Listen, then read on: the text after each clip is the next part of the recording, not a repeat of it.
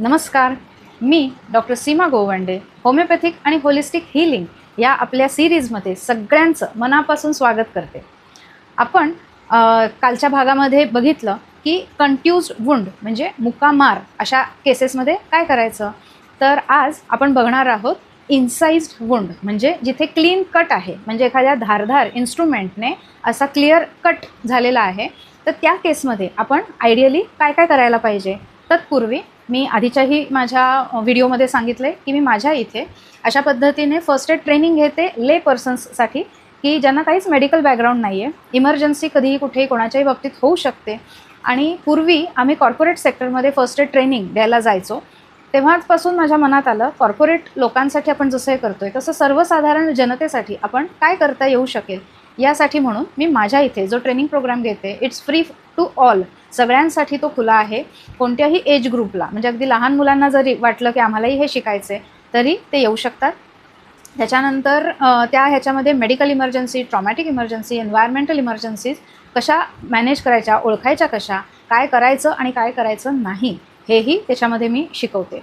तसंच या चित्रात दाखवल्याप्रमाणे CPR म्हणजे जेव्हा हार्ट स्टॉप झालं असेल अशा कंडिशनमध्ये कशा पद्धतीने CPR द्यायचा याचंही प्रात्यक्षिक तिथे मी दाखवते आणि प्रॅक्टिस करून घेते. कारण आपण कोणासाठी देव नाही बनू शकलो, निदान देवदूत नक्की बनू शकतो. तर आजचा जो आपला विषय आहे तो म्हणजे इन्साइज्ड वुंड, आणि या सिरीजमध्ये आपण होमिओपॅथिक काय काय औषधं देऊ शकतो याविषयी चर्चा करणार आहोत. तर जेव्हा पण काही धारधार इन्स्ट्रुमेंटमुळे, जसं की पत्रा लागला, सुरी लागली किंवा कशाचाही एखादा कॉर्नर ते लागला आणि त्यामुळे अशी शार्प क्लीन कट, म्हणजे सर्जरीच्या वेळेला डॉक्टर जसं क्लीन एक कट घेतात तशा पद्धतीने जेव्हा जखम झाली असेल तर तेव्हा काय करायचं. सगळ्यात मुख्य म्हणजे ती जखम कुठे झाली आहे.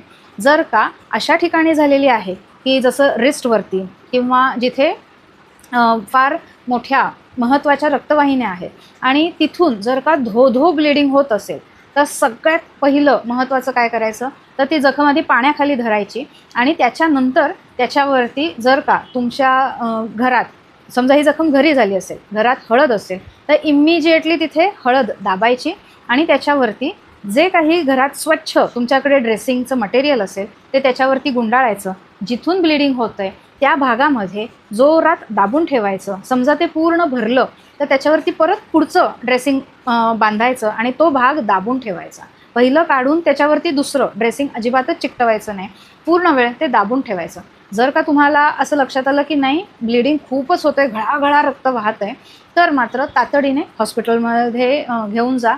कारण या भागामध्ये जर का मेजर कुठची आर्टरी कट झाली असेल तर ती हॉस्पिटलमध्ये जाऊन स्टिचेस घातल्याशिवाय थांबू शकत नाही.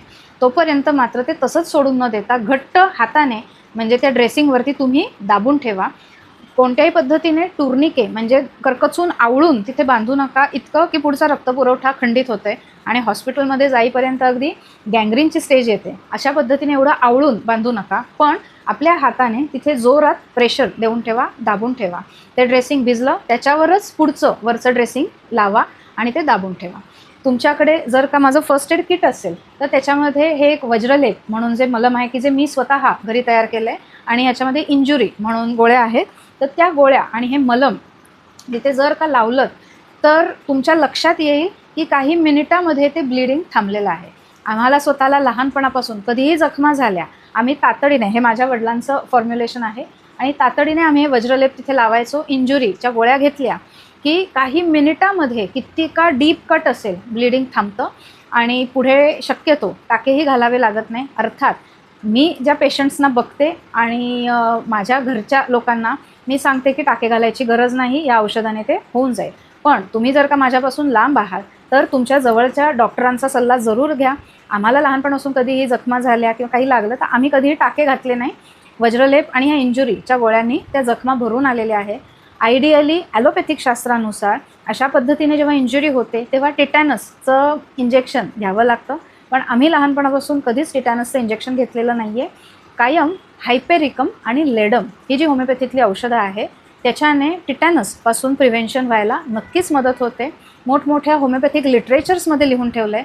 आमचा स्वतःचा वैयक्तिक, माझा आता गेल्या 40 वर्षांचा हा अनुभव आहे की कधीही कुठे काही लागलं तर हायपेरिकम आणि लेडम हे औषध घेतल्यामुळे आम्हाला कधीच टिटॅनसचं वॅक्सिन किंवा इंजेक्शन घ्यायला लागलेलं नाही आहे.